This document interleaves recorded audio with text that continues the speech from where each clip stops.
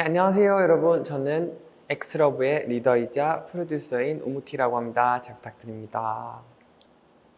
저희 엑스러브가 말하고자 하는 세계관과 메시지는 젠더리스, 젠더 프리에 대한 이야기인데요. 태어난 사람이 태어났을 때 나는 남자면 나는 치마를 입어야지 젠더리스고 젠더 프리다. 나는 여자로 태어났으니까 수트를 입어야지 젠더리스고 젠더 프리다 라는 게 아니라, 나는 그 어떠한 기준도 없이 지금 당장 거울을 바라봤을 때 나는 이런 옷을 입었으면 좋겠다, 나는 이런 헤어 메이크업을 하면 좋겠다, 혹은 헤어 메이크업을 안 해도 되겠다 라는 그런 아무런 기준 없이 내가 직접적으로 받아들이는 나, 그리고 내가 생각하는 예쁨, 아름다움이 무엇인가 인데요. 저희는 이제 내가 누구를 좋아하냐, 내가 어떤 사람을 좋아하냐에 대한 얘기를 하고 있는 게 아니라, 내가 좋아하는 나는 어떻게 생겼는가, 내가 좋아하는 내가 누군지에 대한 얘기를 하고 있는 그룹이라고 생각해 주시면 조금 간단하지 않을까요?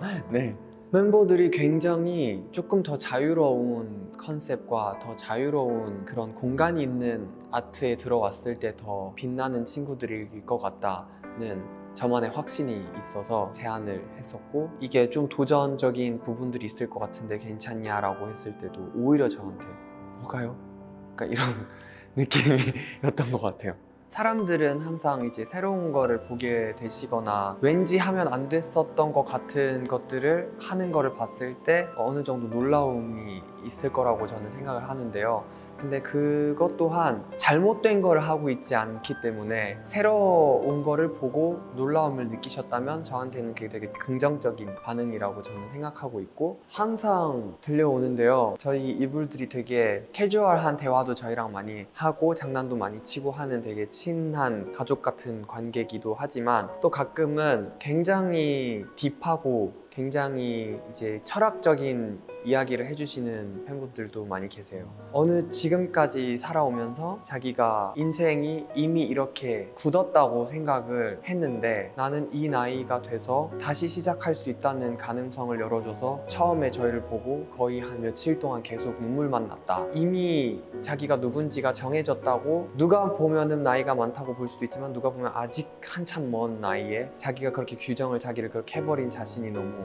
후회스러웠고, 또 한편으로 미안했고, 그래서 지금이라도 다시 시작해서 진정한 자기를 찾아보겠다고 해주시는 팬분들이 되게 많은데, 그런 얘기를 들을 때마다 저희한테도 큰 위로가 되는 것 같아요. 글쎄요.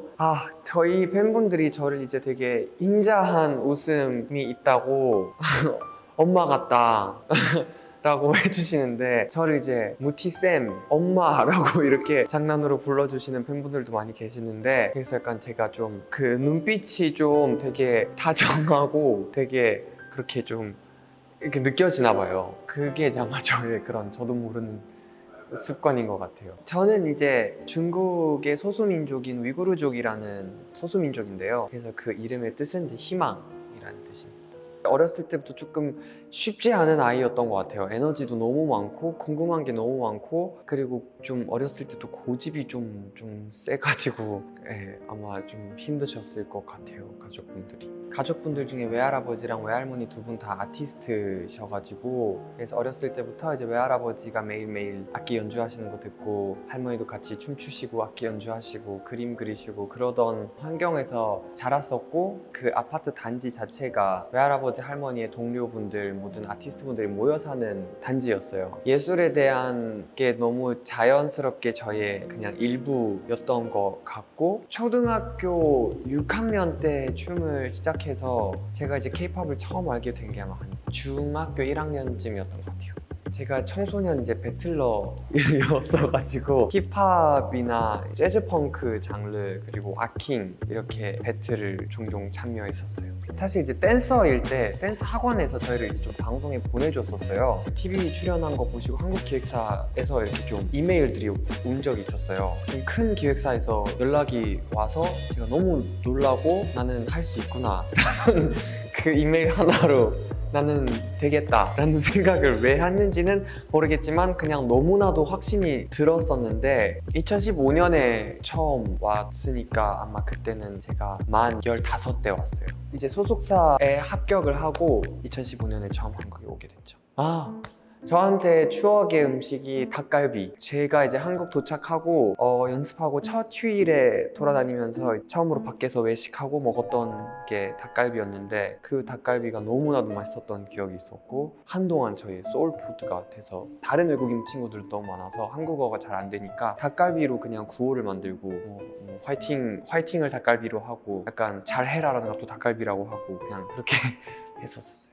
아무래도 이제 제가 보이즈 플래닛 했을 때 자기소개로 꼭 기억에 남아야 한다라는 생각으로 뭐 우무티티티티티라는 자기소개도 만들고 제가 거기서 살아남기 위해서 뭐든지 할 수 있다는 생각이었었고 뭐까지 해봤을까요? 뭐를 말씀드리면 놀라실까요? 겁도 없이 제작진분들께 저는 가사에 제 이름을 넣겠다 그거를 보여주려면 저한테 주어진 시간이 아마 1시간밖에 없었어요. 어떻게 넣을 거냐? 할게요. 30분만 주세요. 핸드폰도 없고 아무것도 없고 그냥 앉아서 멜로디를 만들고 가사를 만들고 15분? 20분 안에 제가 보이즈 플래닛에서 했던 줌이라는 미션곡에 많은 팬분들이 좋아해 주셨던 저희 파트를 작곡을 한 거죠. 어떻게 보면 지금이라면 할 수 있을지 모르겠거든요. 근데 그 상황에서는 뭐 어떻게 되더라고요. 그때 그 도끼로는 오늘 2시간 안에 해결할 거야 해서 그걸 해결한 게 저는 지금도 되게 대단했던 것 같고 연습생이 되고 지금까지를 보자면 10년이 다 된 상황이어서 꿈을 향해 달려가는 이 길이 그렇게 쉽지만은 않았던 것 같아요. 끝없는 서바이벌에 도전을 하면서 아직 내가 하고 싶은 게 맞다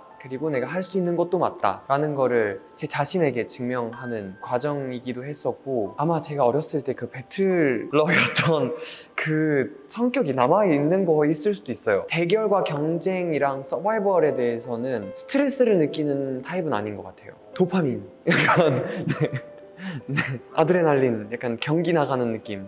돌아보면 약간 그랬던 것 같기도 하고 근데 그때 그 당시에는 그런 생각을 할 여유가 없었죠. 보이는 기회를 잡는 게 우선이었던 저의 어린 시절이었던 것 같아요. 너무너무 많은 것들 아직 시도조차도 못 해본 것들이 많은데요. 근데 저는 개인적으로 저희가 하고 있는 이 비주얼과 아트는 지금의 저희의 감정과 저희가 느끼는 그 느낌 그대로 표현하는 게 저희의 다이어리처럼 해나가고 있는데요. 그냥 요즘 우리가 느꼈을 때 이게 너무 예쁘다, 이게 너무 멋있다, 이런 음악이 좋다 라는 그 우리의 본능적인 움직임이랄까요? 그 다음 스텝도 예상하는 건 있지만 근데 그게 불과 1년 후라고 해도 그때 제가 좋아하는 유행 아니면 제가 좋아하는 아트는 또 달라져 있을 수도 있다고 생각이 들어서 가능성은 항상 열어두고 있습니다. 배틀러의 모습이요?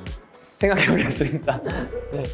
저희는 항상 음악과 퍼포먼스과 모든 비주얼, 저희만의 미학에 되게 집착이 강한 팀이기 때문에 엄청난 디테일을 챙긴 이 결과물과 작품들을 하나하나 많은 시간을 투자하셔서 가사 하나하나, 뮤비 컷 하나하나, 의상 디테일 하나하나 좀 이렇게 분석해 주셨으면 좋겠습니다. 어렸을 적에 우무티가 한국 도착했을 때 가족이고 고향이고 밥이고 생각할 여지 없이 계속 달려왔던 것처럼 그만큼의 그 텐션 그대로 지금 엑스러브로 달리고 있는데요. 그래서 지금 감사한 소식들이 너무 많이 들려오고 있어서 너무 행복하지만 아직 해야 할 게 너무 많이 남았다고 생각하고 있고 솔직히 저희를 좋아해주는 저희 팬분들 이불들한테도 더 잘해주고 싶은 마음이 크고 더 바빠지고 있는 것 같습니다. 네, 여러분 오늘 저의 인터뷰를 이렇게 봐주셔서 너무너무 감사합니다. 그리고 앞으로도 저희 엑스러브에게 많은 관심 부탁드리고 저희 음악 많이 들어주세요. 감사합니다.